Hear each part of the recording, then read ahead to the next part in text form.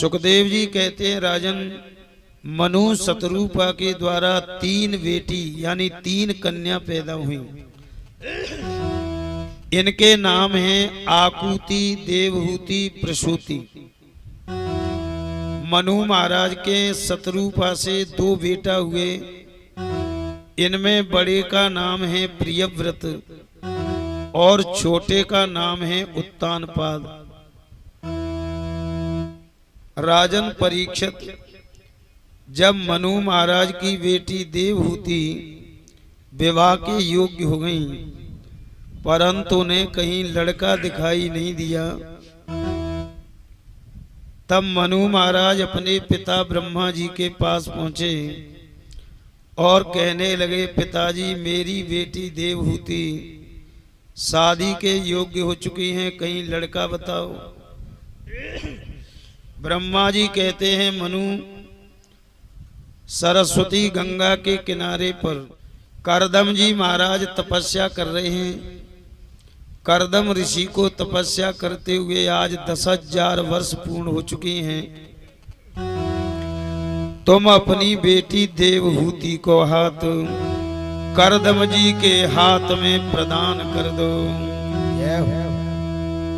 अपने पिता ब्रह्मा की आज्ञा स्वीकार करके मनु महाराज अपनी बेटी देवहूति को रथ में विराजमान करके करदम जी के आश्रम की ओर जा रहे हैं। सज्जनों, करदम ऋषि ने ऐसी तपस्या करी भगवान की कि हजारों बार नारायण भगवान करदम जी के आश्रम पर आए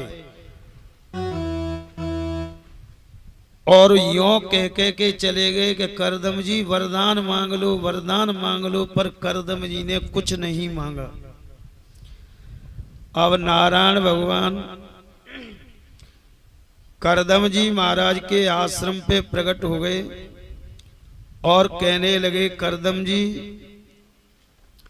हम तुम्हारी तपस्या से बड़े प्रसन्न हैं, तुम वरदान मांग लो। करदम जी महाराज बोले, महाराज मांगते तो भिखारी हैं, मैं भिखारी नहीं हूं। तो बोले, कछु ले ले हम पे थे।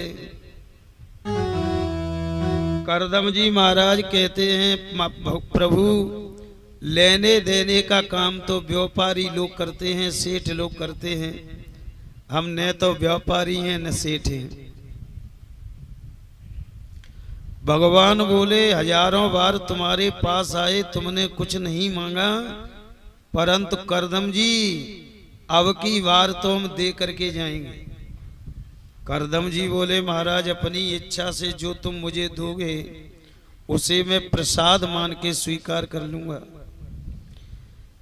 नारायण भगवान कहते हैं, करदम जी कुछ ही देर में मनु महाराज अपनी बेटी देवहूति को लेकर के आने वाले हैं। अपनी बेटी का हाथ तुम्हारे हाथ में देंगे, सो तुम स्वीकार कर लेना, ये हमारी आज्ञा है। सोई करदम जी महाराज बोले, है गई जय जय महाराज, तभी तो हम कछु मांग ही नहीं रहे, फंसाए दे गृहस्थी में। अच्छे खासे भजन कर रहे आश्रम पे, वो कहिए ना, तुलसी गाय बजाए के और देत काठ में पाँव, फंसाए दे महाराज गृहस्थी में। भगवान कहने लगे, घबराओ मत करदम जी,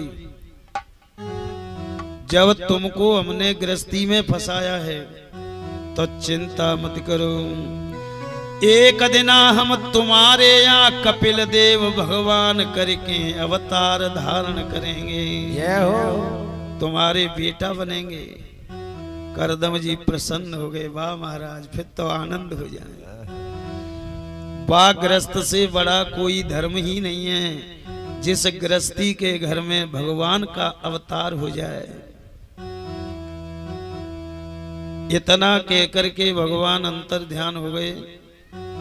थोड़ी देर बाद मनु महाराज आए, कहने लगे, महाराज ये मेरी बेटी है, प्रियव्रत और उत्तानपाद की बहन है। मैं अपनी बेटी देवहूति का हाथ आपके हाथ में देना चाहता हूं, स्वीकार कर लो। तब करदम जी महाराज कहते हैं, मनु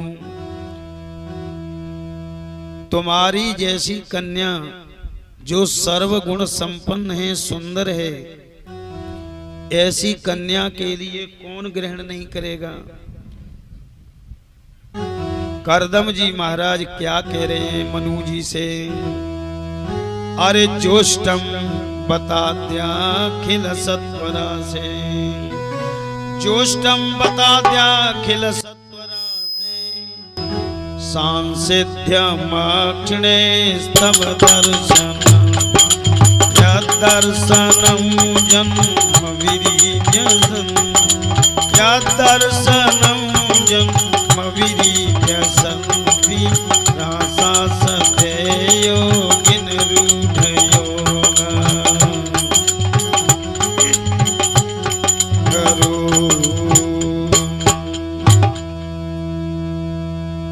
आपकी कन्या तो सर्वगुण संपन्न है महाराज, ऐसी कन्या का तिरस्कार कौन कर सकता है, हमें स्वीकार है। स्वीकृति मिलते ही मनु महाराज जंगल में से हरे हरे बांस काट के लाए, माढ़े को निर्माण करो। ब्रह्मा जी महाराज वेद मंत्रों से विवाह पढ़ने के लिए आ चुके हैं। जिस सबसे पहलो विवाह धरती पे करदम जी महाराज का हुआ है वैदिक रीति से, बाकी बाद में आज तक विवाह वैदिक मंत्रों की रीति से चले आ रहे हैं।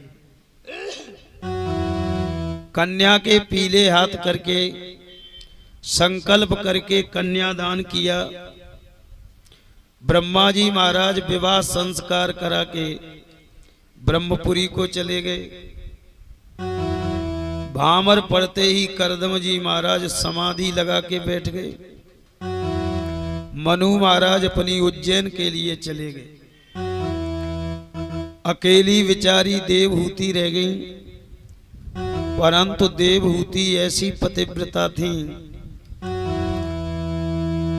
कि करदम ऋषि के शरीर पे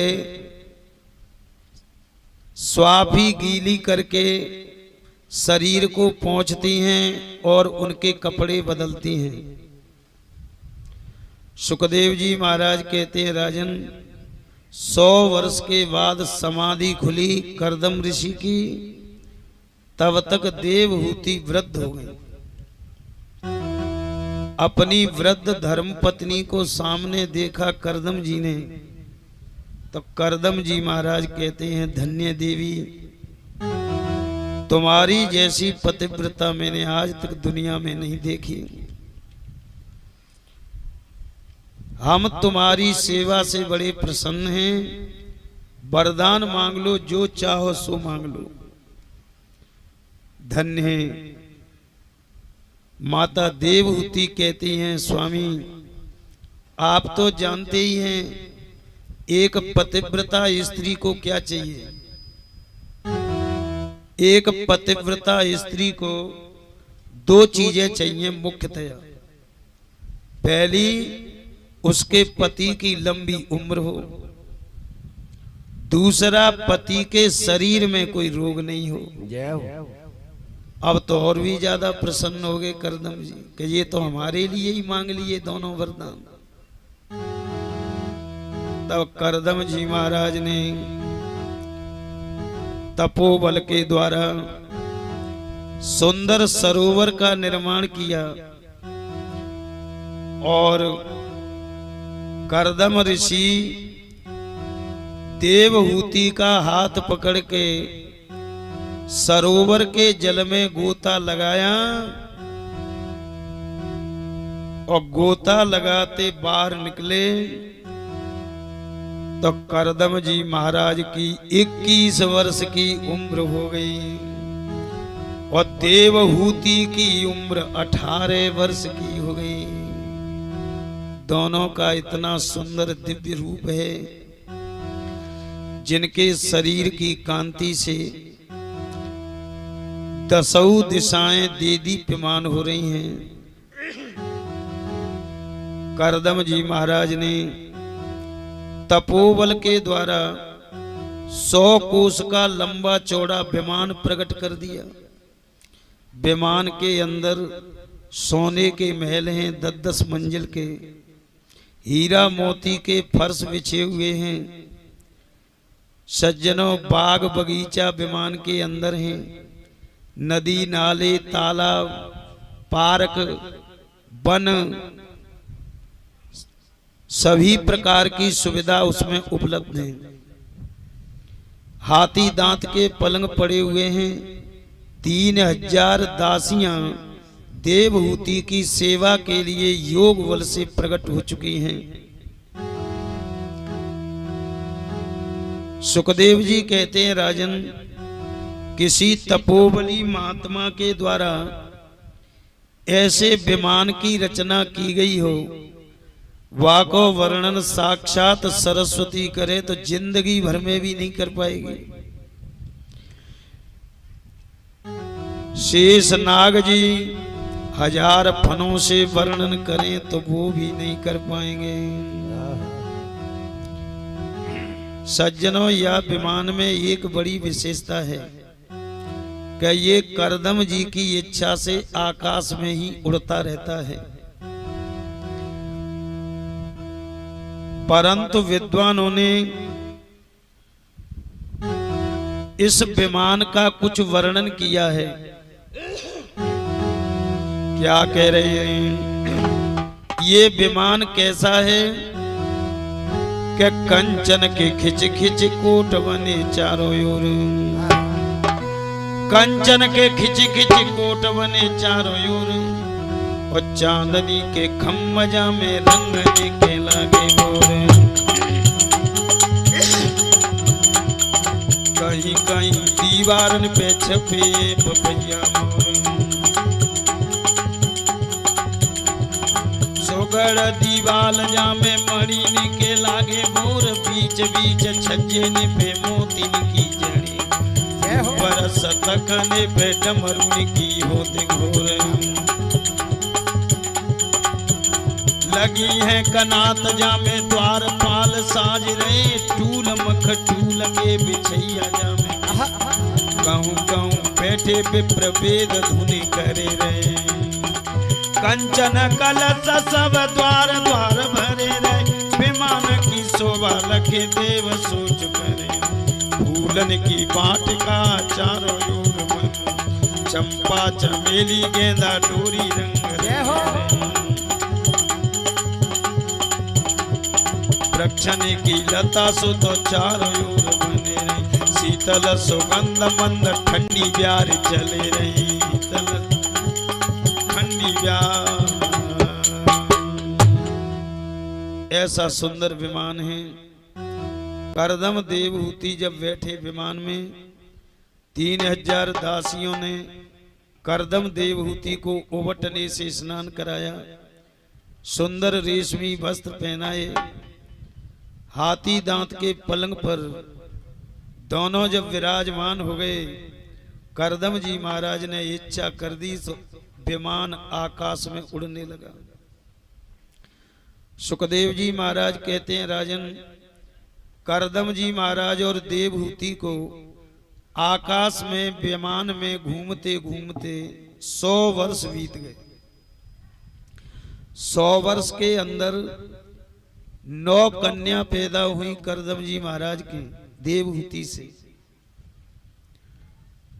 और 9 कन्याओं के नाम हैं कला, अनुसुईया, श्रद्धा, हविर्भू, गति, क्रिया, ख्याति, अरुंधति और शांति। जब 9 कन्या शादी के योग्य हो गई, तराऊ परी थी, तब करदम जी महाराज को ध्यान आया कि मर गए, मोते तो भगवान यूं के गए कि मैं तुम्हारे यहाँ कपिल देव करके अवतार धारण करूंगा। आप तो आए नहीं, जिन 9 देवी भेज नहीं सकते पहले, अब मर गए, अब ना भजन है रो। क्यों? कि अब मुझे जिनकी शादी भी करनी पड़ेगी, और शादी बातंते होती नहीं है, पैसा से होती है। अब मुझे पैसा इकट्ठा करना पड़ेगा, फिर इनको लड़के देखने पड़ेंगे, तो फिर भजन कहाँ हो सकता है। करदम जी को चिंता हुई।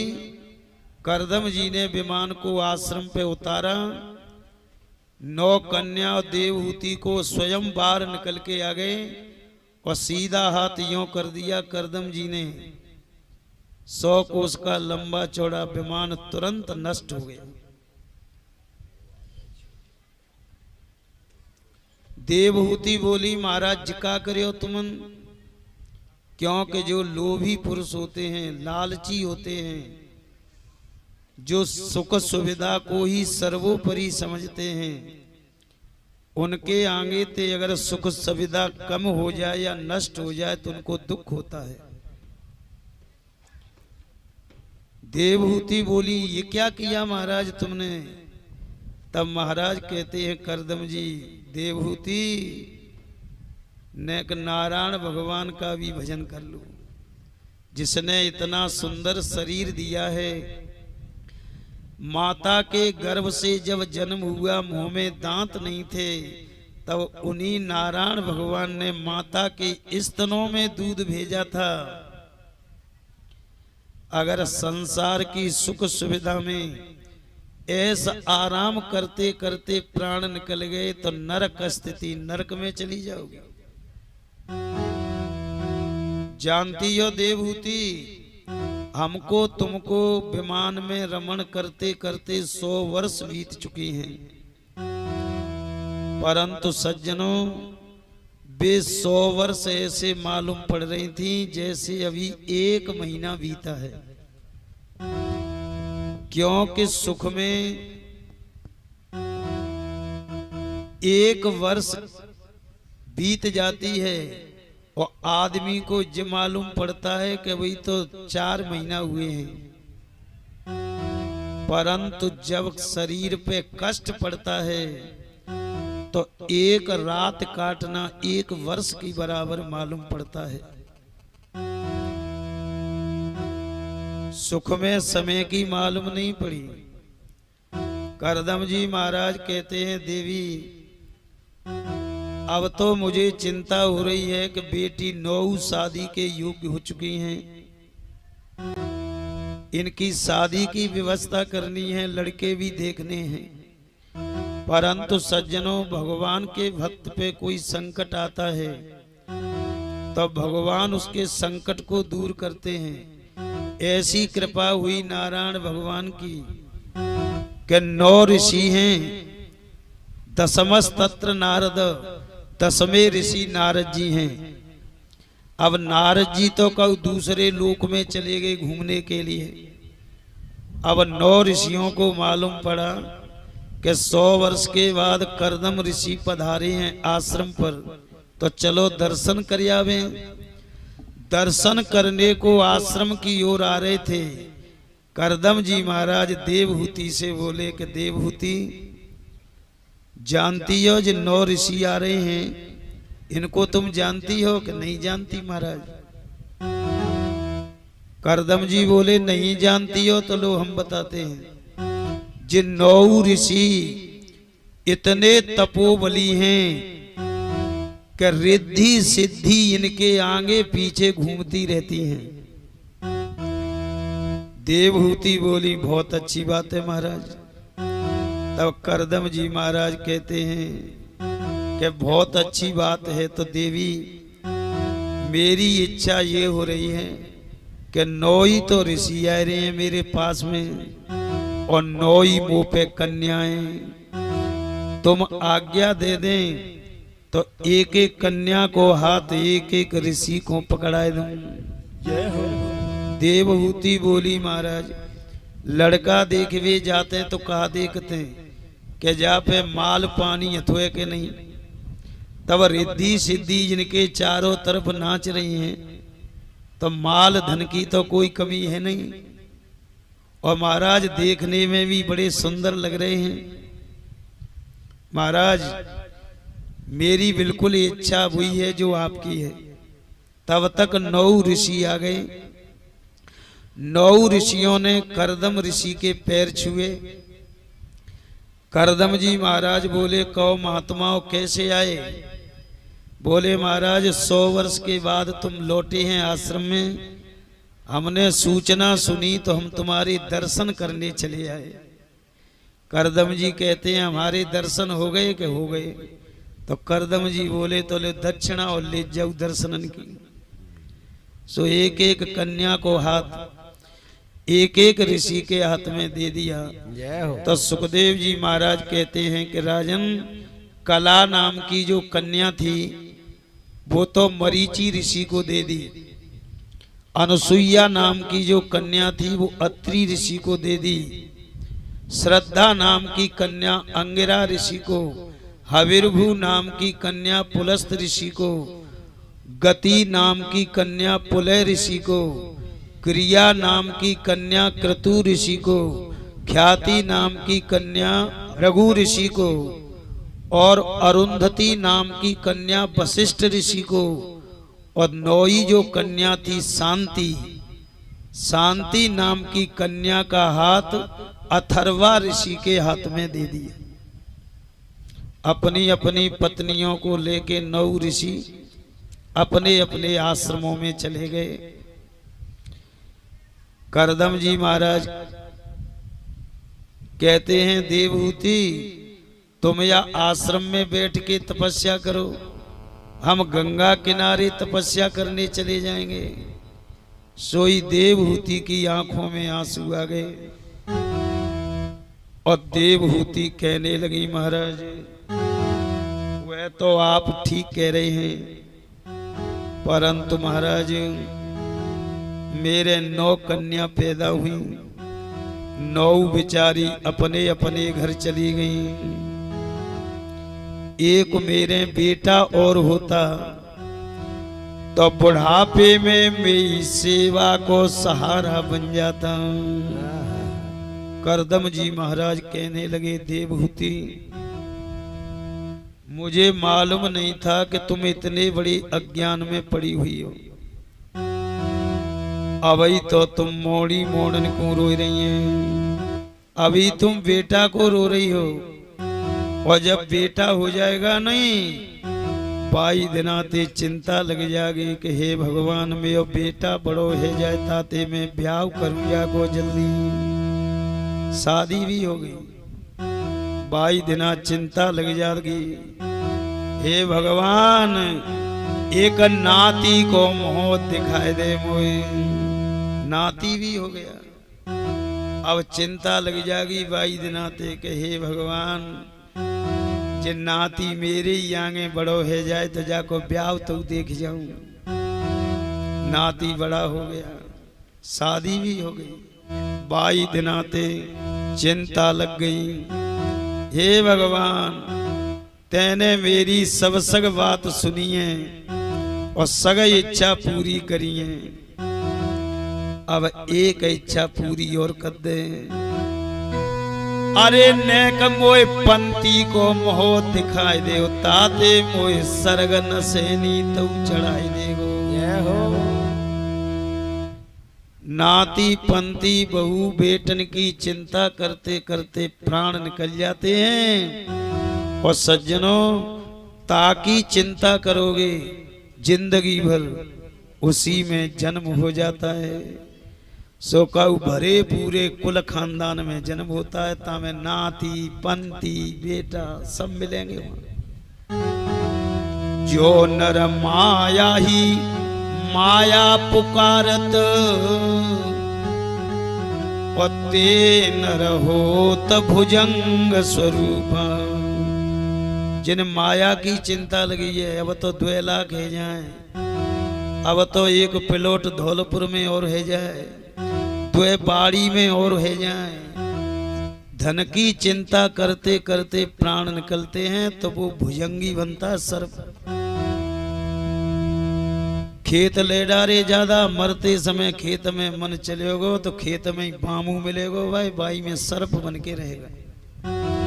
और सोने चांदी ये छोड़ेगो तो माल पे बैठेगो, न खुद उपयोग कर नहीं सकता और दूसरे ने हाथ लगा दिया तो उसे जिंदा नहीं छोड़ेगा।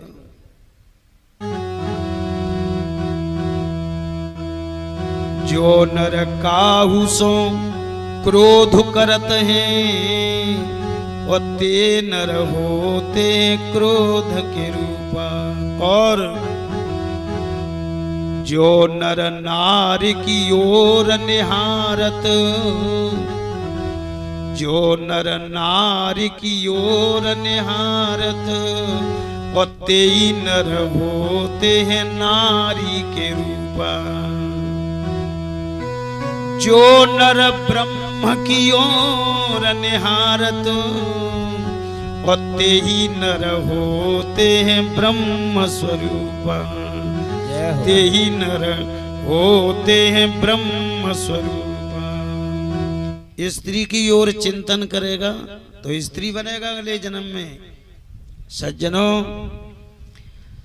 करदम जी महाराज कहते हैं, देवहूति जिस चीज का चिंतन करोगे उसी का रूप प्राप्त हो जाता है। नीम करौरी वाले बाबा ने 5 वर्ष के ने हनुमान जी का भजन चिंतन किया, और जब नीम करौरी बाबा की 40 वर्ष की उम्र हुई तो बाबा का बंदर का ही रूप हो गया, हनुमान जी का सा रूप हो गया। सज्जनों, जो प्रेत की कथा कहते हैं, गरुड़ पुराण कहते हैं, मरे हुए में बिन की 50-40 गरुड़ पुराण की कथा वही कि प्रेत को सोई बिन को रूप है, जा तो देख लेना उनका। प्रेत की सी शकल लगेगी दूर से। जो भागवत में भगवान की कथा का वर्णन करते हैं, 100 भागवत होने के बाद में भागवती पंडित का रूप भी विष्णु भगवान के ही समान दिखाई देता है। जिंदगी में जैसा करोगे उसी की छाया पड़ेगी, उसी का रूप आएगा, उसी में जन्म होगा, कोई रोक नहीं सकता। इसलिए जो नारायण भगवान का चिंतन करते हैं, जो नर ब्रह्म की ओर विचारत, तेई नर होते हैं ब्रह्म स्वरूप। वे ब्रह्म स्वरूप हो जाते हैं, भगवान के धाम में चले जाते हैं। इसलिए तुम अभी बेटा को रो रही हो, फिर नाती पंतियों को रोएगी, तुम्हारी अधोगति हो जाएगी, संसार में तुम्हें जन्म लेना पड़ेगा। चिंता मत करो देवहूति, हम तुम्हें आशीर्वाद देते हैं। कुछ ही समय के बाद में तुम्हारे या कपिल देव नाम करके भगवान अवतार धारण करेंगे, और तुम्हारे लिए ऐसो आत्मज्ञान देंगे कि वह ज्ञान के द्वारा तुम्हारे जन्म मरण के बंधन छूट जाएंगे। संतों के वचन कभी खाली नहीं जाते हैं। उसी समय भगवान ने देवहूति के गर्भ में वायु को प्रविष्ट कर दिया, क्योंकि भगवान कभी गर्भ से जन्म नहीं लेते, वे प्रकट होते हैं। 9 महीना के बाद में सुखदेव जी महाराज कहते हैं, राजन भादों सुदी द्वादशी के दिना श्रवण नक्षत्र में साक्षात नारायण भगवान कपिल देव नाम करके और माता देवहूति के सामने प्रकट हो गए। बोलो कपिल देव भगवान की जय हो। करदम जी महाराज तो कपिल भगवान की एक परिक्रमा करके वे तो गंगा जी किनारे पे चले गए तपस्या करने के लिए। माता देवहूति कपिल बेटा का लालन पालन करती हैं। सज्जनों, कपिल देव इतने सुंदर हैं कि कपिल देव को देखते ही माता की भूख प्यास भाग जाती है। धीरे धीरे समय व्यतीत होता गया। जब कपिल देव महाराज 5 वर्ष के हो गए तो एक दिना माता देवहूति गोद में लेके कपिल को आंगन में खड़ी होकर के खिला रही थी।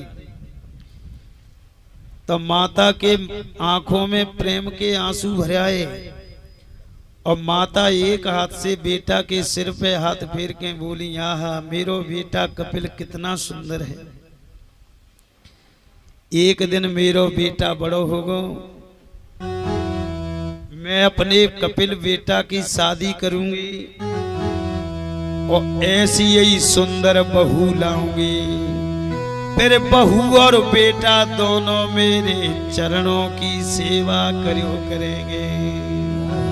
सोई कपिल महाराज जान गया, मेरी मैया तो बहुत बड़े अज्ञान में पड़ी है। अब ही तो जो बहू को रो रही है, बहू आ जागी तई नाती को रोवे लग जागी, और जो नाती बहू बेटन में ही रोवत रह गई तो नरक स्थिति, मेरी मैया नरक में चली जाएगी। इसलिए कपिल महाराज बोले, मैया हमें गोद से नीचे उतारो। नीचे उतारे, एक आसन मैया को दे दिया सामने, और एक आसन पर स्वयं विराजमान होकर के बोले, मैया संसार में कभी इच्छाओं की निवृत्ति नहीं होती। पूरे हिंदुस्तान की जमीन एक आदमी के नाम कर दी जाए और सगन के मकान तुड़वा दे जाए, सबको उपजाऊ खेती कर दिया जाए और अकेलो वाई को मकान होए बस, फिर भी उसको संतुष्टि नहीं मिलेगी, फिर भी उसको शांति नहीं मिलेगी, फिर भी उसकी इच्छा निवृत्त नहीं होगी। मैया संसार को रोओगे, संसार में जन्म मिलेगा, भगवान को रोओगे तो भगवान का धाम प्राप्त होगा। इसलिए मैया संसार की इच्छाओं की कभी निवृत्ति नहीं होती है। जैसे प्याज के छिलकाए, एक है छीलो तो दूसरो तैयार है नीचे, और दूसरे को हटाओ तो तीसरा तैयार है, अंत आता ही नहीं है। ऐसे ही संसार की इच्छाओं का कभी अंत नहीं होता। और मैया संसार में जो इच्छा करते हैं वही अज्ञानी पुरुष होते हैं। ज्ञानी पुरुष परमात्मा के दर्शन की इच्छा करता है, अज्ञानी पुरुष संसार की संपत्ति की इच्छा करता है। और देख मैया, अज्ञानता के वशीभूत होकर के ये जीव अपने स्वरूप को भूल चुका है। इसे यही मालूम नहीं है कि हमको भगवान ने मनुष्य बनाया, हमको इस धरती पे क्यों भेजा, और ये भी नहीं जानता कि मैं कौन हूं। औरों के बारे में जान रहा है और उनके मकाने बताए दे, बाकी मोड़ी मोड़न के नाम बताए दे। अपने मकान की पूछो, सबको बता देगा, इतने दरवाजे हैं, इतनी खिड़की हैं। परंतु परमात्मा का अंश आत्मा जिस शरीर रूपी मकान में विराजमान है, उसको ये जीव जानता ही नहीं है। क्या कभी आपने विचार किया है कि जा शरीर में जो बोल रोए जो को है? सज्जनों एक बात बताएं, शरीर में जितनी भी चीज हैं सब जड़ है। ये नाक ना जान रही कि हम सूरोठी में भागवत कह रहे हैं। जे कान नाक आंख कोई नहीं जान रहा, जामे जी आत्मा है ना जी बोल रही है, जे ही जान रही है कि सूरोठी में भागवत हो रही है। हम भागवत पांडाल में सुन रहे हैं और फलाने दिना जाको भंडारो होगो, जिस सब जानकारी आत्मा को है। ये चेतन है जे जन्म वर्ण से रहित है, और जे शरीर अचेतन है, ये जड़ है, ये नष्ट होता है, परंतु आत्मा कभी नष्ट नहीं होती, जे अजर अमर है। जभी तो तुलसी बाबा कह रहे हैं, ईश्वर अंश जीव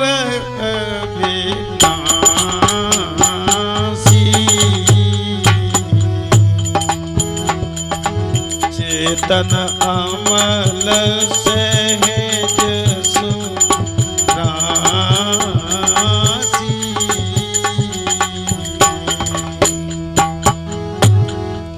चेतन है, सुख की खान है, क्योंकि या को आत्मा को बाप जो परमात्मा है ना, वो पूर्ण ब्रह्म पूर्णानंद है।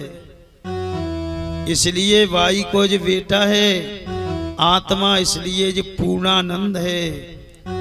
परंतु हम इसे भूल करके और कहते हैं कि मैं कौन हूं, मैं क्या कर सकता हूं। और इस आत्मा जो बैठा है परमात्मा शरीर में, इसे छोड़ के हम कस्तूरी मृग की तरह जंगलों में दौड़ रहे हैं कि भैं भगवान मिलेंगे, वहां भगवान मिलेंगे, चलो भैया बद्री नारायण में मिले, नहीं केदारनाथ में मिलेंगे, भज भज के बावरे हो रहे हैं। कपिल देव जी कहते हैं मैया कस्तूरी मृग की नाभि में होती है, पेट में, वो अपने ही पेट में ते वह खुशबू आती है नाक में, और वो का समझते हुए क्या कभी झाड़ी में धरी है जी, जामे ते खुशबू ही आ रही है, फिर वो भागता है और भाग भाग के ही प्राण त्याग देता है। परंतु वो कस्तूरी नहीं मिल पाती। कस्तूरी तो अपने नाभि में रखी है, पेट में रखी है। कपिल महाराज कहते हैं मैया ऐसे ही जी जीव अपने स्वरूप को भूल जाता है। कैसे भूल जाता है? तो एक दिना वन में बस के मृगराज की रानी ने नाहर जायो, काऊ गड़रन के हाथ पड़ो शिशु, तो भेड़ की हेर में फेर चरायो। भूल गयो गुणशील स्वभाव को, भेड़ की भांति फिरे में आयो। याढव आत्म के ज्ञान बिना नर, ब्रह्म को भूल के जीव कहायो। सिंगनी ने सिंह बालक का जन्म दिया। सिंह बालक गड़रिया की भीड़ों में मिल गया। और ये तो तुम जानते हैं, अगर भारत में कोई बालक जन्म ले ले और जन्म लेते ही वह अमेरिका में छोड़िया हो, 5 वर्ष पीछे अमेरिका ते आवेगो तो अंग्रेजी फुर्रकत आवेगो, हिंदी जानेगा ही नहीं। ताकि तैसी भाषा है उसी को सीखेगा। भेड़ों की तरह मिमियाने लगा। तब एक दिना सिंह ने कही तू बाबरो मत बने, तू हमारे कुल खानदान में पैदा हुआ है, गड़रिया की भेड़ों में मिल गया, तू तो सो हम जो मैं हूं सो तू है। बोले हमें विश्वास कैसे हो कि चल नदी के किनारे। सिंह ने परछाई दिखाई कि देख मेरो मुंह जल में दिख रहा कि जब अपने है देख, तो बेस हुई मोहबा को। तब वह ज्ञान हो गया कि सो हम जो तू है सो मैं हूं। सिंह बोलो तो बाबरे मैं तो दहाड़ देता हूं, तू मैं करता है बकरियों की तरह। संस्कार तो छुपे हुए थे ही, एक बार में ही दहाड़ देना शुरू कर दिया। सिंह कहने लगा कि जिन बकरियों में भेड़ों में तू रहता है वो मेरा भोजन है। रात को पहुंच गो खिरक में सवरी भेड़न ने मार के खाएगो। ज्ञान हो गया उसको, अपने रूप की पहचान हो गई। इसलिए वेद कहता है सहस्र शीर्षा पुरुष सहस्राक्ष सहस्रपाद सभूमि गुम सर्वतः प्रत्वात्तिष्ठत् दशांगुलम। परमात्मा प्रत्येक जीव के 10 अंगुल अंदर विराजमान हैं। तो क्या कभी उसका चिंतन आपने किया है? क्या कभी सोचा है तुमने कि नाक सूंघने का काम क्यों कर रही है, कान सुनने का काम कैसे कर रहे हैं, पैर चलने का काम क्यों कर रहे हैं? जैसे ये कूलर जड़ है सज्जनों, ऐसे ही शरीर पूरा जड़ है। केवल जो है करंट से कूलर चलना शुरू हो जाएगा। ऐसे ही आत्मा के करंट से नाक सूंघने का काम कर रही है, कान सुनने का काम कर रहे हैं, पैर चलने का काम कर रहे हैं, हाथ लेने देने का काम कर रहे हैं।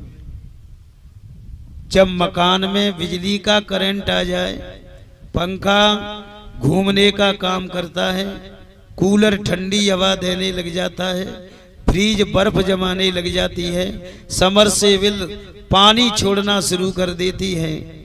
ऐसे ही आत्मा रूपी करंट से ही ये शरीर में 5 कर्मेंद्री 5 ज्ञानेंद्री अपना अपना काम कर रही है। सज्जनों, ये जो शरीर में परमात्मा का अंश है आत्मा,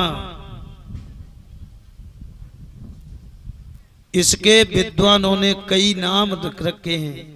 कोई इसको आत्मा के रूप में पुकारता है, कोई इसे जीवात्मा के रूप में पुकारता है, कोई इसे ब्रह्म के रूप में पुकारता है, तो कबीरदास जी इसको बंजारे के रूप में पुकारते हैं। अरे भैया, अरे साधु महात्माओं, जा शरीर में जी बैठे हुए ना आत्मा जी बंजार हुए सैलानी है ये, और जादना जी बंजारो निकरिगो ना जामे थे, तो जी अटरिया शरीर रूपी अटरिया झई धरी रह जागी। गांव के 5 पंच जाए मरगटीन में जलाया आवेंगे, जे फिर किसी काम की नहीं है। इसलिए कबीरदास जी महाराज क्या कह रहे हैं? अरे छोड़ चला बंजारा अटरिया, छोड़ चला बंजारा, छोड़ चला बंजारा अटरिया, छोड़ चला बंजारा, छोड़ चला बंजारा अटरिया, छोड़ चला बंजारा, छोड़ चला बंजारा अटरिया, छोड़ चला बंजारा। या अटरी में महल दीवारे, अटरी में महल दीवारे, याई में मालिक नारा अटरिया, छोड़ चला बंजारा, छोड़ चला बंजारा अटरिया, छोड़ चला बंजारा। या अटरी में ताल तलैया, अटरी में ताल तलैया, या अटरी में ताल तलैया, अटरी में ताल तलैया, जाई में समंदर न्यारा अटरिया, छोड़ चला बंजारा, छोड़ चला बंजारा अटरिया, छोड़ चला बंजारा। या अटरी में सूरज चंदा, अटरी में सूरज चंदा, जाई में 9 लख तारा अटरिया, छोड़ चला बंजारा, छोड़ चला बंजारा अटरिया, छोड़ चला बंजारा, छोड़ चला बंजारा अटरिया, छोड़ चला बंजारा,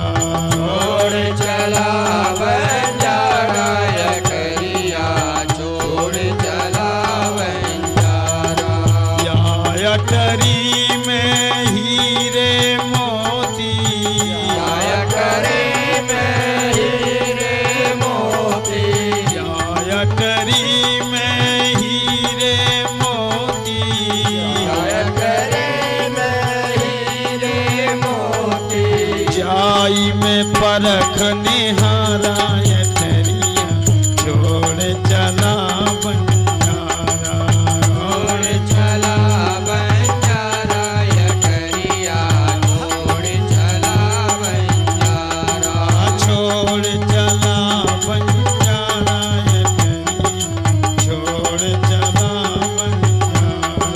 छोड़ चला बंजारा यठरिया छोड़ चला बंजारा। ये शरीर एक घर है, आत्मा का रहने का घर है। और सज्जनों, जिस शरीर में परमात्मा का निवास है, वो शरीर परमात्मा ने इतनी सुंदर विधि से बनाया है कि इसमें सग सुविधा संपन्न है। कपिल महाराज कहते हैं, मैया ये शरीर इसलिए सुंदर दिया है, सब सुविधा संपन्न दिया है भगवान ने, कि भगवान का भजन करने में इसको कोई परेशानी नहीं हो, इसलिए मिला है। जे ऐसा आराम करवे ना दे भगवान ने जी शरीर, जे बढ़िया बढ़िया माल खाने को नहीं दिया, जे डबल बेड के गद्दा पे सोने को नहीं दिया, जे एसी की हवा खाने के लिए नहीं दिया है। ये मानव जो शरीर तुमको प्राप्त हुआ है, ये कठोर तपस्या करके परमात्मा की प्राप्ति के लिए तुम्हें मिला है। मिलो का चीज कुएं वजह शरीर ते काम तुम कोई दूसरा ले रहे हो, क्योंकि ये शरीर 84 लाख सूकर कूकर योनि भोगने के बाद में प्राप्त हुआ है। जा सीढ़ी के बाद में केवल परमात्मा के पद की सीढ़ी है। अब की बार इस घाट पे से रपट गए ना तो सूकर कूकर की योनियों में चले जाएंगे। 84 लाख योनियों में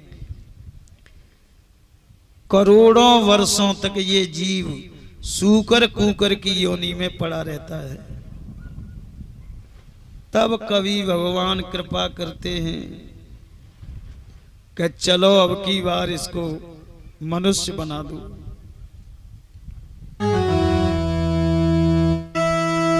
अरे कबहू करी करुणा नर देही देत ईस बिनु परम स्नेही। बिनु परम स्नेही। श्री राम जय राम जय राम, श्री राम जय राम जय राम। तब कृपा करके मानव योनि प्राप्त होती है। और इस मानव शरीर को प्राप्त करने का एक ही फल है। समझ लो, तुम्हारा मानव शरीर जो तुम्हें प्राप्त हुआ है, ये धन्यवाद देने के योग्य जब है जब तुम या शरीर से भगवान का भजन करते हो।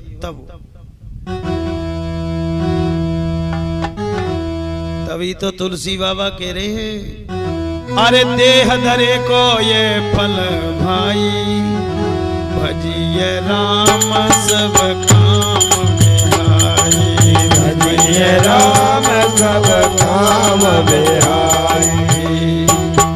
सब कामों को छोड़ के भगवान की कथा सुनता है, भगवान का भजन करता है, तो ये शरीर धन्यवाद के योग्य है।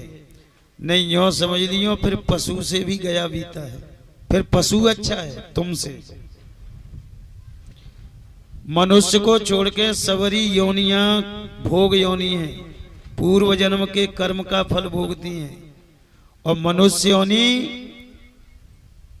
पूर्व जन्म के कर्म का फल भोगती है, और आगे के लिए शुभ कर्म बनाती है। ओ नमो नारायण। आगे का शुभ कर्म बनाती है। ऐसे नहीं समझे तो यूं समझ लो, मनुष्य के हाथ में स्वर्ग और नरक की चाबी है।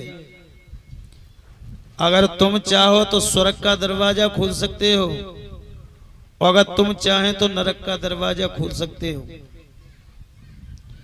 अब तुम सोच रहे हो कि महाराज स्वर्ग को दरवाजों कैसे खुलेगा, तो रोज आओ 12 बजे टाइम से, भागवत की कथा सुनो, भगवान का भजन करो, भगवान का कीर्तन करो, स्वर्ग का दरवाजा खुल जाएगा। अब आप कह रहे हो कि पंडित जी हम तो नरक को दरवाजा खोलेंगे, तो आ जाओ भागवत की कथा में 1 बजे। 2-4 गाली तो सुनवे बाइनते दे दो, 2-4 गाली व्यास जी ते दे दो, कछु ईंट पत्थर फेंक दे, कछु संत महात्मन की बुराई कर दो, तो नरक का दरवाजा खुल जाएगा। जाना कहाँ है, यही है। सज्जनों, परंतु शुभ कर्म मनुष्य के अलावा कोई और नहीं कर सकता। जैसे भैंस है, पूर्व जन्म को अच्छो कर्म आएगा तो पैसा भाई कहीं बिच जाएगी, तो सरसों की पीना की सानी मिलेगी भाई। और कोई पूर्व जन्म को बुरो कर्म आएगा तो गरीब के यहाँ बिच जाएगी, तो सरसों की सूखी तूरी खानी पड़ेगी भाई। परंतु मनुष्य पूर्व जन्म के कर्मों को भोग रहा है, वो आगे के लिए शुभ कर्म बना रहा है, और जो शुभ कर्म बना रहा है वो ही मानव कहने का अधिकारी है। फिर तो यो समझ लो पशु अच्छा है, पशु की हर एक चीज काम में आ रही है। पशु का पेशाब भी काम आता है दवाइयों के, और मनुष्य का जे तो कहू के घर के आगे कर देगा ना रात को लक्षण का, तो सवेरे गाड़ी भरेंगे, ये कौन से पे पड़ेगी बीजुरी, जे मेरे घर के आगे मरियो का, जब अंत नहीं मरियो गयो का, कितनी गाली पड़ती है। पशु का गोबर खाद के काम आता है, और मनुष्य का लेटरिन गांव के ओर पास कर दी तो गाली पड़ेगी 1000 इस पे को मरेगो, इसका वो भी काम का नहीं है। पशु की हड्डियों से यूरिया खाद बनता है, पशु की चमड़ी से जूता बनते हैं। शरीर का प्रत्येक अंग उसका समाज की सेवा में लग रहा है, और तुम्हारा प्राण निकलते ही केवल 3 काम हैं, या तो जल में फेंक दो, या जमीन में गड्ढा खोद के गाड़ दो, या अग्नि में जला दो। इसके अलावा बोलो क्या होता है, इसका कुछ नहीं होता। या कपिल महाराज कहते हैं, मैया केवल परमात्मा ने शरीर में वो सभी सुविधाएं उपलब्ध कराई परमात्मा ने, कि जिससे भगवान का भजन करने में इसको कोई परेशानी महसूस नहीं हो। इसलिए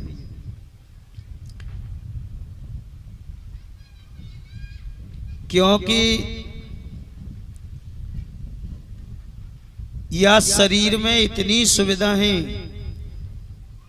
सज्जनों, प्रधानमंत्री नरेंद्र मोदी को जब भोजन पहुंचता है तो मशीनें चेक करती हैं, तब नरेंद्र मोदी भोजन पाता है। और जब कि चेक करने की मशीन परमात्मा ने हमारे शरीर में ही फिट कर रखी है। थाली परोस के भोजन की आ गई तुम्हारे सामने, सब्जी है, खीर है कटोरी में। पहले जे हाथ की उंगली जाएंगी खीर पे, तो जे ही बता देंगी कि ज्यादा गर्म तो ना, खीर ज्यादा गर्म निकली तो जे हाथ मने कर देंगे अब ना खावे लायक, तब जे हाथ बता देंगे कि अब जे खावे लायक है, तब खीर को कोर मुंह में जागो। पर मुंह में जात के मुझे जीव चेक करेगी कि जी बासी तो ना ने, जी ओझ तो ना गई, कड़वी तो नहीं है। अगर कोई कमी निकली खीर में तो जी जीव अंदर नहीं जाने देगी, खीर को थोए करके थूक देगी बाहर। परंतु हम लोग क्या कर रहे हैं, भगवान ने जो सुविधाएं दी हैं जितो दत दी हमने ताक में, फिर जब थाली परोस के आ जाती है तो हम क्या कहते हैं धनी से, जरा चम्मच ला दो। चम्मच से खीर खाएंगे, चम्मच दे दी धनी ने और चम्मच डाली खीर के कटोरा में और चम्मच तो पतो ना कि जी गर्म है कि खाए। जब खीर की चम्मच मुंह में देते हैं तब मुंह पजत तो तई कहते फपा फपा करी मर गए। कईयों ने के मुंह पजरे डरे, क्यों कर रहे हो सा तुम इस काम को? परमात्मा ने जो तुम्हारे लिए अंग दिए हैं उनका प्रयोग क्यों नहीं कर रहे हो? सज्जनों, कबीरदास जी ने बड़ा सुंदर वर्णन किया है कि मेरे परमात्मा ने ऐसी सुंदर बाखर बना के दी है जिस बाखर में परमात्मा का अंश निवास है। तो सज्जनों, पहले जमाने में हुए थे कबीरदास जी, इसलिए शरीर को बकरी बता रहे हैं, बकरी बाखर। आज थे 40 वर्ष पहले, जब 50 वर्ष पहले हम छोटे छोटे थे तब बड़े बूढ़े यूं ही पूछते जी कौन की बाखर है, सब बाखर कहते। पर अब अन्य का पढ़े लिख गए थोड़े थोड़े तई मकान कह दो जी कौन को मकान है। अब ने का ज्यादा पढ़े लिखे है गए तो अब बाखर और मकान कचूना कह रहे जी कौन की कोठी है, कोठी कह रहे हैं। पर कबीरदास जी महाराज कह रहे हैं अरे बनाए दई मेरे कारीगर ने ऐसी सुंदर बकरी, बनाए दई मेरे कारीगर ने ऐसी सुंदर बकरी। शरीर रूपी बकरी परमात्मा रूपी कारीगर ने कैसी बनाई है? बनाई गई मेरे कारीगर ने ऐसी सुंदर बकरी, बनाई मेरे कारीगर ने ऐसी सुंदर बकरी। बकरी ऐसी अजब बनी जमे ईंट लगी ना लकड़ी, बकरी ऐसी अजब बनी जमे ईंट लगी ना लकड़ी। नाई दई मेरे कारीगर ने सुंदर बकरी, बनाई दई मेरे कारीगर सुंदर बकरी। बकरी ऐसे ढंग से बनी है,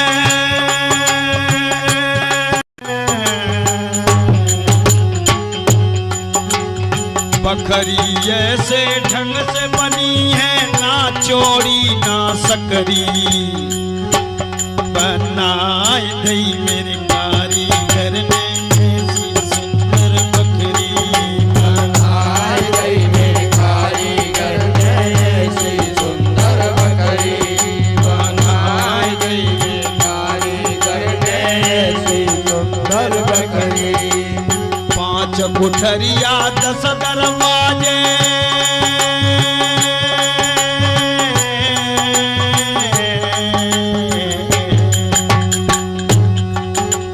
5 कोठरिया 10 दरवाजे, 3 गुणन थे चखरी।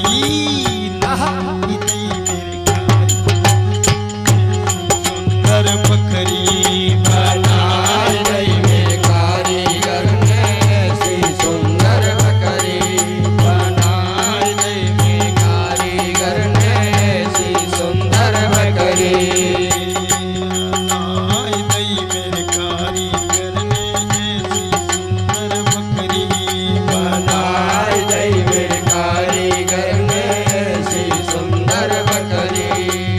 जब जब बकरी मिटर न लागी,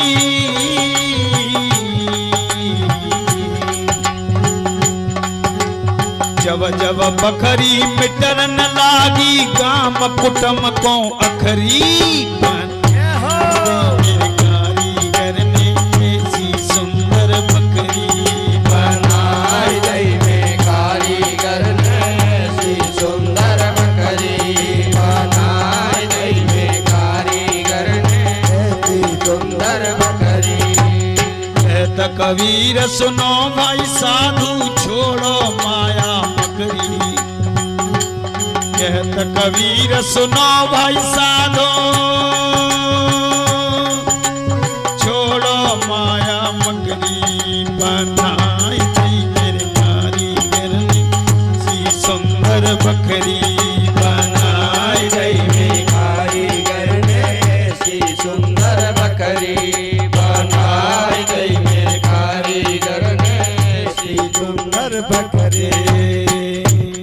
कपिल देव जी महाराज कहते हैं मैया ये सुंदर शरीर दिया परमात्मा ने केवल भजन करने के लिए, परंतु ये जीव भजन तो इससे करता नहीं है, बालकपन को खेल कूद में गंवा देता है, जवानी में बैल की तरह कमाई करता है, धन इकट्ठा करता रहता है, और जो ही इस पे बुढ़ापा आया नाती बेटा धन को बिगाड़ते हैं, तब ये कुत्ते की तरह चिल्लाता है, नाती बेटा इसे गालियां देते हैं, ये खुद मुंह से बुरी बुरी गालियां देता है, और गाली देते देते ही एक दिन यमराज के दूत आते हैं, रस्सी से गला बांध के मुदगलों से इसका शीश कूट कूट करके 99,000 गर्म रेत में 99,000 कोस की यात्रा कराते हैं,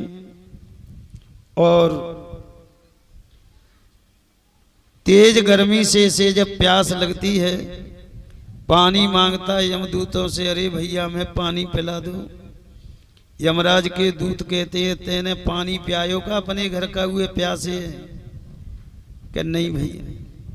तेने प्याऊ लगवाई का? कि नहीं भैया। सोई यमराज के दूत इसके मुंह में नमक भर देते हैं।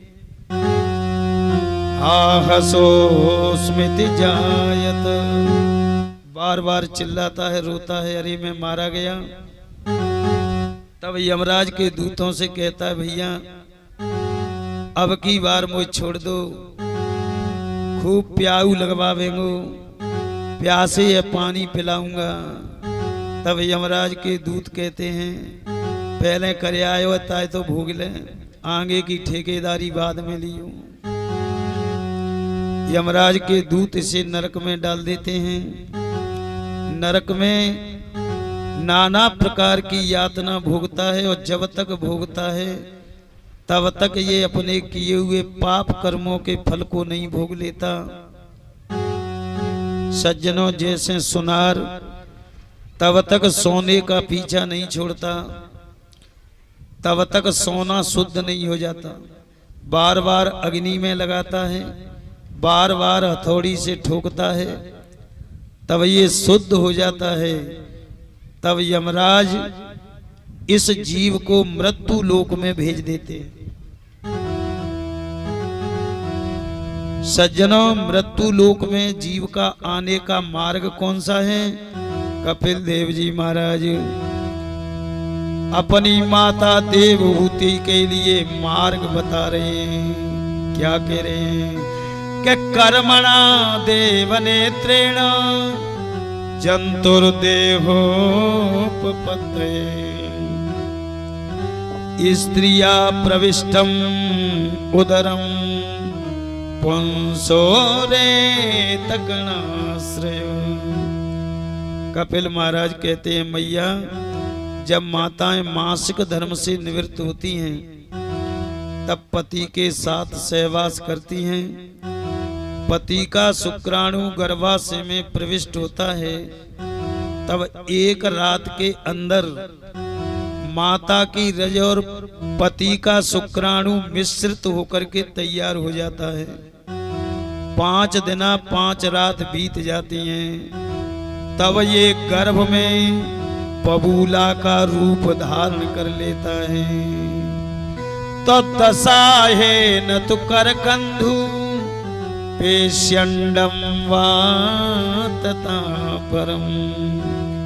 10 दिन 10 रात बीत जाती हैं मैया, तब ये गर्भ में कठोर वेर के समान रूप धारण कर लेता है।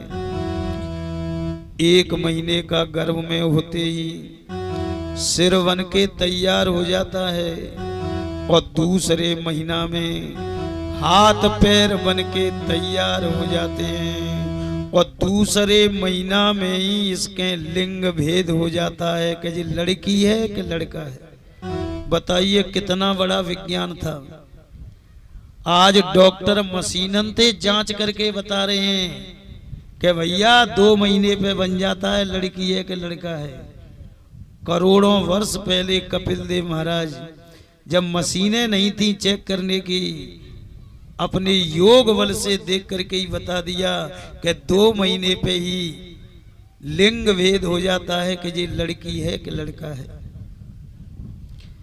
तीसरे महीना में नाखून रोम बनकर के तैयार हो जाते हैं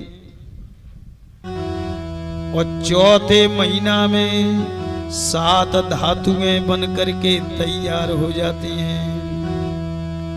माता के गर्भ में उल्टा पड़ा रहता है, सिर नीचे को पैर ऊपर को होते हैं।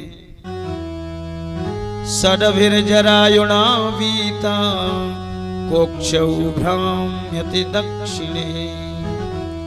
5 महीने का जब गर्भ में हो जाता है बालक, जब इसको गर्भ में भूख प्यास लगना शुरू हो जाता है, सज्जनों बहुत से लोगों से हम कहते हैं कि बाबा भजन कर ले भगवान को, तो कईयो तो हम पे आंख निकाल के पत्ते हमें भजन कर ले, सुबह हमने को करे के भूले गो काय को करें भजन। आज सुन लियो कान खोल के, भगवान ने कितने कितने उपकार हमारे तुम्हारे साथ में किए हैं। जब 5वें महीना में हम तुम माता के गर्भ में उल्टे पड़े रहे, सिर नीचे को पैर ऊपर को, और जब भूख लगी गर्भ में बालक को, तो सज्जनों बिना ऑपरेशन के नारायण भगवान ने माता के पेट में अंदर नाभि में नरा प्रकट कर दिया और उस नरा को बालक की नाभि से जॉइंट कर दिया। माता जो कुछ भी खाती है उसका रस बन करके बालक के पेट में पहुंचता रहता है। अगर जाका में भगवान नहीं करते तो डॉक्टर से कराना पड़ता, सीधी बात है। और डॉक्टर से कराते ना तो हल्के नेक से छोटे ऑपरेशनों के डॉक्टर 1 लाख रुपए ले रहा है इस समय, और जे हो तो बड़ो ऑपरेशन आज की तारीख में 10 लाख रुपए से कम नहीं लेता डॉक्टर। तो फिर क्या होता, फिर ये होता कि गरीबों के बच्चे नहीं होते, पैसे वालों के बच्चे होते। 10 लाख कौन पे धरे हैं सब। एक बात। दूसरी बात, जब बड़ा ऑपरेशन डॉक्टर करता तो सज्जनों 80% माताएं मौत के घाट उतर जाती। एक तो बालक है पेट में, एक ऑपरेशन कर रहा है डॉक्टर, उसके भोजन की व्यवस्था के लिए, बच्चे की व्यवस्था के लिए 80% माताएं मर जाती। 20% माताएं दिखाई देती, गांव गांव में एक एक दुद्ध है। अब न्यो समझ लो, अब तो गांव गांव में कुआरे डरे हैं, 40% कुआरे डरे हैं मोड़े। तब जो माताएं मर जाती हैं ऑपरेशन के टाइम पे ही, तो कितने कुआरिन की संख्या हो जाती। सब कुआरे ही रहते, कोई एक आध भाग्यशाली का विवाह होता। तो ये भगवान ने कितनी बड़ी कृपा की है हमारे तुम्हारे ऊपर कि नरा प्रकट कर दिया। नरा को अंदर ही अंदर बालक की नाभि से जॉइंट कर दिया, जिससे बालक के पेट में माता के खाए पिए का रस बालक के पेट में पहुंच रहा है। सडभिर जरायुणा वीता कोक्षौ भ्राम्यति दक्षिणे। बालक का कोमल शरीर होता है। जब माताएं ज्यादा नमक मिर्च खाती हैं, खटियाई खाती हैं, तो इस कोमल शरीर पे मिर्च और खटियाई से जलन पैदा होती है बच्चे के। फिर वो बेचारा कष्ट के मारे कभी तो माता की बाईं कुच्छा की ओर जाता है, कभी दाईं कुच्छा की ओर दौड़ता रहता है। माता के गर्भाशय में छोटे छोटे जो कीड़े हैं वो नोच नोच के इस बालक के शरीर में घाव कर देते हैं। कपिल देव महाराज कहते हैं, मैया गर्भ में 9 महीने तक जो असहनीय कष्ट होता है बालक को, ये इतना भयंकर कष्ट होता है कि इसका कोई वर्णन नहीं कर सकता।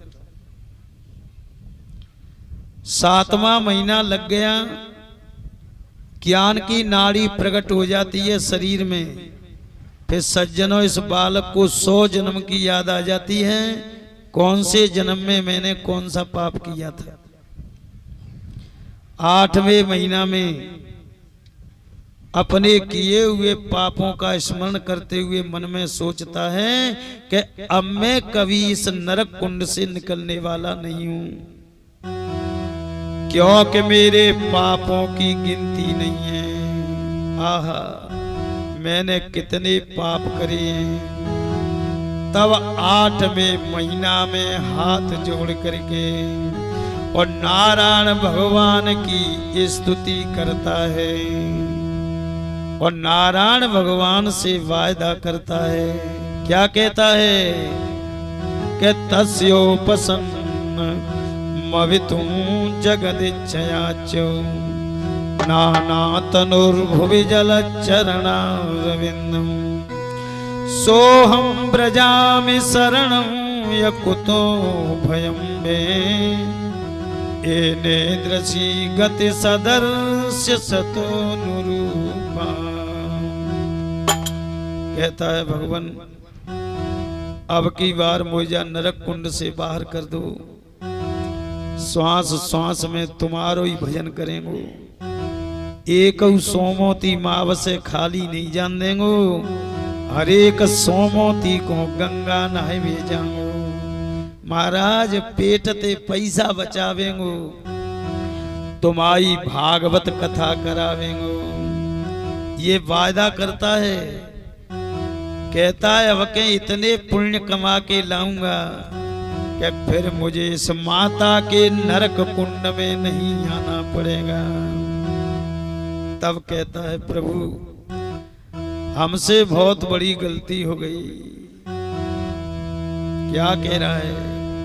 अरे या पंचभूत रचिता रहिता शरीरे छन्नो यथेन्द्रिय गुणात्म चिदात्मको तो तेना विकुंठ मनीषा संत में वंदे परम पुरुष वंदे परम प्रकृति पुरुषोपमासा। महाराज, पंचभूतों से रचित मेरा शरीर तामे मैंने इतना अहंकार कर लिया कि मैं जाइए सजावत रहो, नए नए तरीका के सावनन तेजा शरीरे धोवत रहो, तेल डाल के सुगंधी के बालों में और शीशा में मुंह देख देख के मांग निकालता रहा। बड़े बड़े क्रीम पाउडर मुंह पे में लगाता रहा। मैंने तो जी समझी कि जी काया एक दिना मेरो संग देगी। अरे मैंने तो जानी काया संग चलेगी। जय हो। अरे जासो मल मल के धोई चली दिए प्राण काया का ही रोई चली दिए। महाराज, मैं इसको सजाता रहा। जितनी देर मैंने क्रीम पाउडर में शीशा में मुंह देखे भी मैं लगायो, अगर उतनी देर भी मैं तुम्हारा भजन कर लेता तो आज वो माता के नरक कुंड में नहीं आना पड़ता।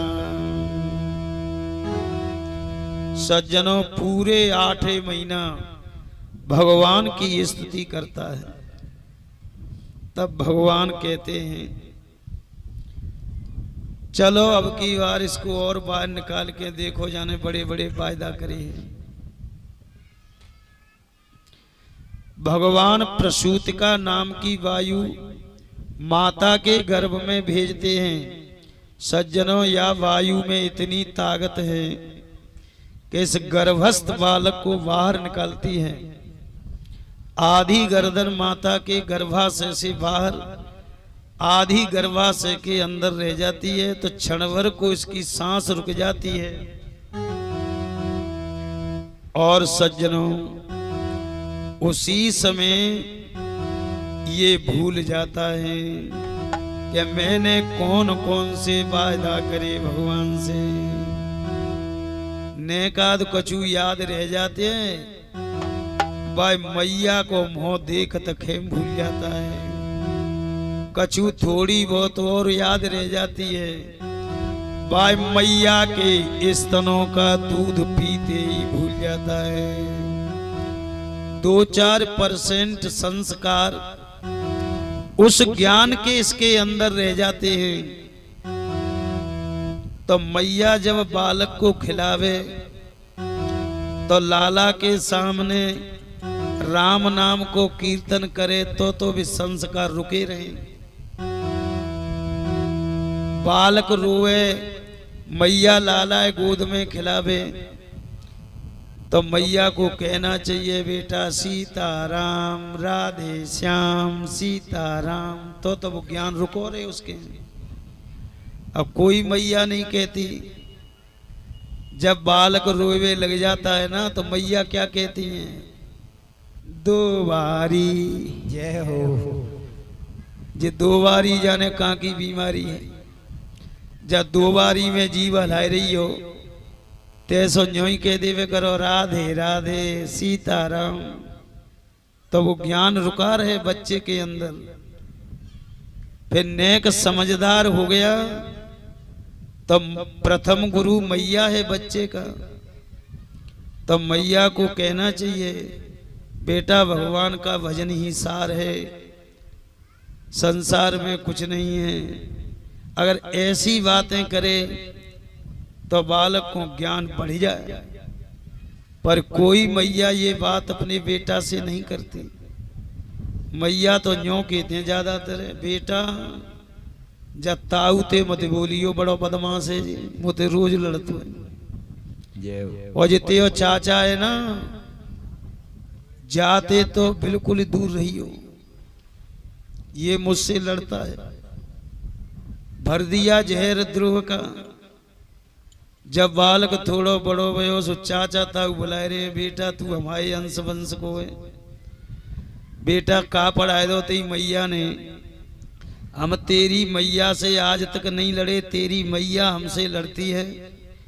और बेटा तू भी बैर करने लग गया, तू तो हमारे कुल खानदान का है, हमारे खून का है, बेटा हमारे पास आओ। सोई बेटा आंख निकाल के कहता ताऊ तेरी तो सबरी बात बता देंगे मैया ने, चिंता मत करे, नेक बड़ो और वह जान दे, सगते पहले 5 फेरा की गोली तेरे ही पेट पे मारेंगे। क्योंकि मैया ने घृणा दोष बैर कूट कूट के भर दिया बच्चे के अंदर। और वही बच्चा फिर बड़ा होके आतंकवादी बन जाता है, गुंडा बन जाता है, पाप कर्म करता हुआ फिर उसी नरक में चला जाता है। सज्जनों, प्रथम गुरु बालक की माता होती है। माता जैसे संस्कार भर दे। आपने सुल्ताना डाकू का इतिहास पढ़ा है? नहीं पढ़ा है तो इतिहास को खोल के देख लेना। सुल्ताना डाकू जैसा डाकू आज तक इस दुनिया में नहीं हुआ। आप सोच रहे होंगे कैसे?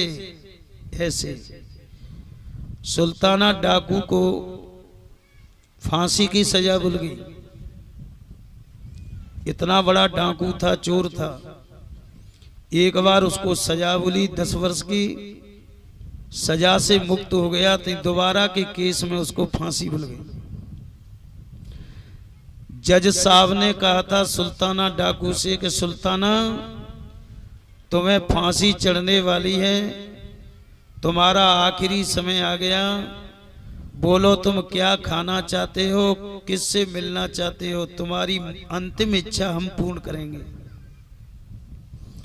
सुल्ताना डाकू बोला जज साहब मैं कुछ नहीं खाना चाहता, केवल मेरी एक इच्छा पूर्ण कर दो, मुझे मेरी माता के से मुझे मिला दो। सज्जनों, जब माता जी को बुलाया सामने तो सुल्ताना डाकू ने भरी पब्लिक में माता से कहा था कि मैया नेक अपनी जीव दिखा दे मुंह खोल के। जब मैया ने बाहर को जीव निकाली, सुल्ताना डाकू ने तुरंत चाकू से जीव काट दी मैया की। जज बोले "ए, क्या करता है?" तब सुल्ताना बोला, जज साहब मैंने बहुत अच्छा किया है। मैंने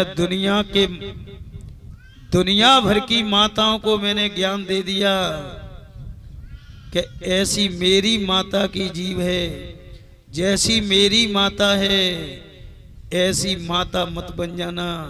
जज साहब जब मैं छोटा सा था तो ईख में ते गन्ना चोर के लाया था, मैंने इसी मैया के हाथ में दिया था कि मैया मैं इसे चोर के लाया हूँ। तो मैया न्यों बोली, बेटा कल दुए गन्ना लियो चोर के। अगर उस दिन ये मैया की जीभ में आग लग जाती और ये यूं कह देती, बेटा चोरी नहीं करते हैं, चल इस गन्ना को लौटा के आ। अगर खुद चल के उस धनी को गन्ना लौटा के दे देती तो आज मैं इतना बड़ा डाकू नहीं बनता, आज मुझे फांसी पे नहीं चढ़ना पड़ता। इसलिए मैंने ज्ञान दिया है दुनिया भर की माताओं को कि ऐसी शिक्षा बच्चों को मन दे देना जो एक दिन उसे सुल्ताना डाकू बनना पड़े और एक दिन उसके लिए फांसी पे चढ़ना पड़े। सज्जनों, माता प्रथम गुरु होती है, इसलिए सुल्ताना डाकू का नाम डाकुओं में इतिहास के पहले पन्ने पर लिख कर के तैयार हो गया। आज भी इतिहास के पहले पन्ने पर स्वर्ण अक्षरों में लिखा हुआ है। कपिल महाराज कहते हैं, मैया उसी पाप कर्म करता हुआ सवरे वादाएं को भूल करके उसी नरक कुंड में पड़ा रहता है। अरे कैसे भूले गयो ईश्वर को, बस कर माया जाल में। कैसे भूल गया ईश्वर को, बस कर माया जाल में। माया जाल में बस कर माया जाल में, से भूल गयो ईश्वर, से कर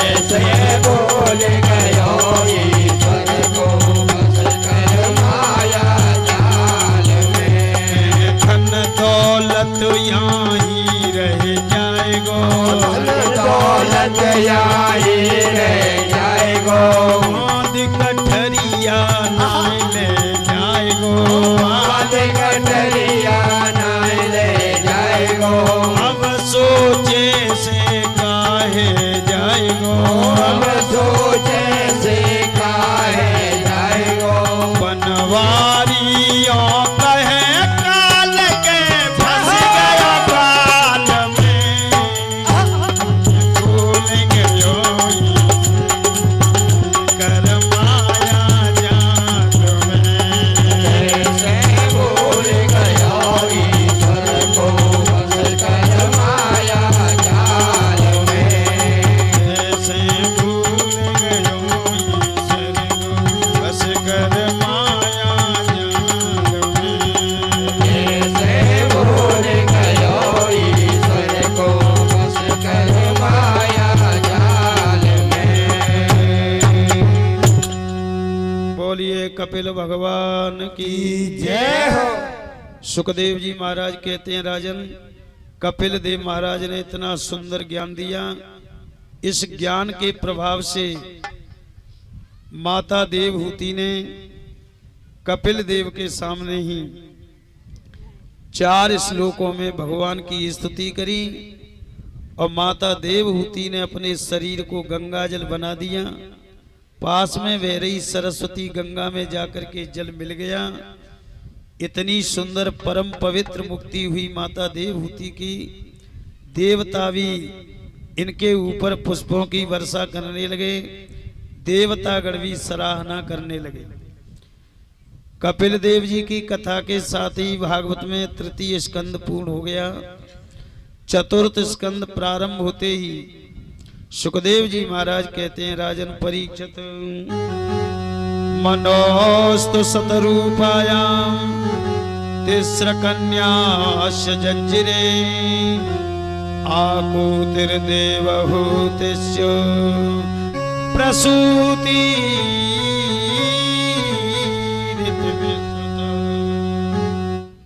सुखदेव जी महाराज कहते हैं राजन, कपिल देव महाराज की कथा जो श्रवण करते हैं वे सज्जन एवं माता बहनें जन्म जन्मांतरों के पापों से मुक्त होकर के अंत में परम कल्याण के लिए प्राप्त हो जाते हैं।